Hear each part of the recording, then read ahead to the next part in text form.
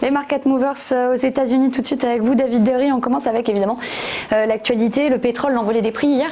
Bien sûr, ce week-end. Donc, pourquoi une telle envolée? À cause des attaques en Arabie Saoudite. Donc, il y a deux attaques qui ont eu lieu sur des centres pétroliers de la société Aramco. Et donc, du coup, grande hausse sur les marchés. Alors, pourquoi cela? Parce que on a perdu 5% des réserves mondiales de pétrole avec cette attaque. Soit l'Arabie Saoudite, ça représente la moitié de leurs réserves de pétrole, ce qui est quand même non négligeable. Pour donner une ordre d'idée aux auditeurs, cette attaque représente 5,7 millions de barils par jour.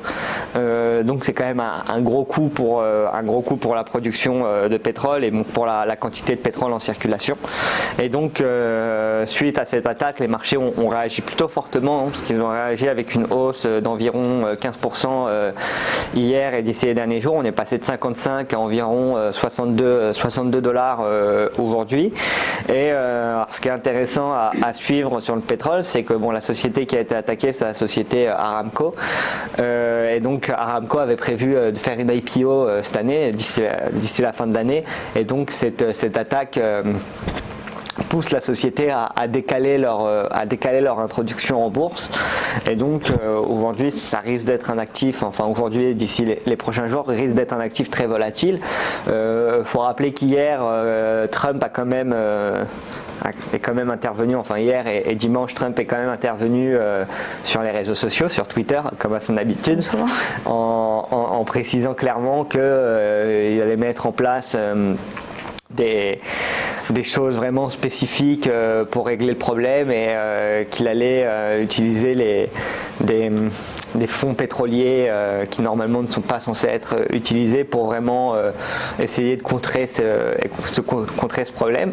Et du coup, les grands gagnants sont à la fois, suite à cette hausse faramineuse du pétrole, donc sont à la fois tout ce qui est voiture, et donc tout ce qui est secteur automobile, Chevrolet, etc., mais aussi tout le secteur des énergies. Donc si on peut regarder sur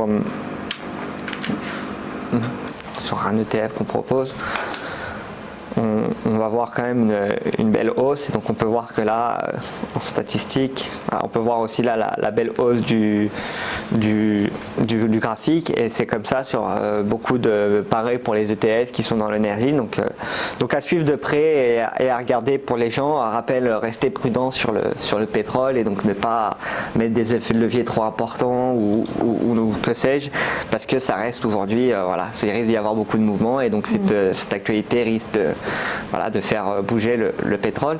Et donc on parlait d'IPO avec Aramco, mais il y a pas mal d'IPO encore qui arrivent. Donc la semaine dernière, il y a eu Cloudflare qu'on a nous listé sur eToro. Alors Cloudflare, pour les gens qui ne connaissent pas, c'est une société qui est spécialisée dans la sécurité et l'amélioration des performances pour les sites web. Et donc on l'a listé sur eToro. On l'a aussi rajouté au copy portfolio cybersécurité. Donc on propose un copy portfolio sur la cybersécurité. Donc un copy portfolio permet à nos utilisateurs en un clic de bouton d'être investis sur un secteur bien thématique. Et donc là on a rajouté Cloudflare, qui aujourd'hui cote à 18,63. Petite IPO comparé à certaines qu'il y a eu dans l'année. On peut notamment penser à Uber qui ont levé 8 milliards sur les marchés. Cloudflare ont levé 500 millions à l'époque de la levée. Mais on peut voir quand même un bon résultat, parce qu'on a coté aux alentours de 11 dollars. On est aujourd'hui à 18 dollars. Donc ça reste une boîte à regarder sur eToro. Et autre IPO aussi qui fait beaucoup parler en ce moment, c'est l'IPO de WeWork, ou The We Company, comment il s'appelle maintenant, qui est la compagnie mère de WeWork, qui a l'intention d'IPO cette année, et qui fait beaucoup débat. En janvier, donc en début d'année, la société WeWork était valorisée à peu près à un peu plus de 40 milliards, 42 ou 45 milliards, entre 42 et 45 milliards, je me rappelle plus du nom exact, mais ce qui est quand même une assez belle valorisation. Et aujourd'hui, avec le recul, et notamment à cause de problèmes dans le top management de la boîte et quelques histoires, on est descendu de 45 milliards de valorisation entre 10 et 12, ce qui est quand même une grosse baisse. Ça fait quand même une baisse de x3, voire un peu plus. Donc c'est quand même énorme. Et aujourd'hui, WeWork, si ils décident de IPO, WeWork serait valorisé moins que tout l'argent qu'ils ont levé, parce qu'ils ont levé à peu près au total depuis leur création 12,8 milliards. Et donc ça les valoriserait en dessous de toutes les sommes levées.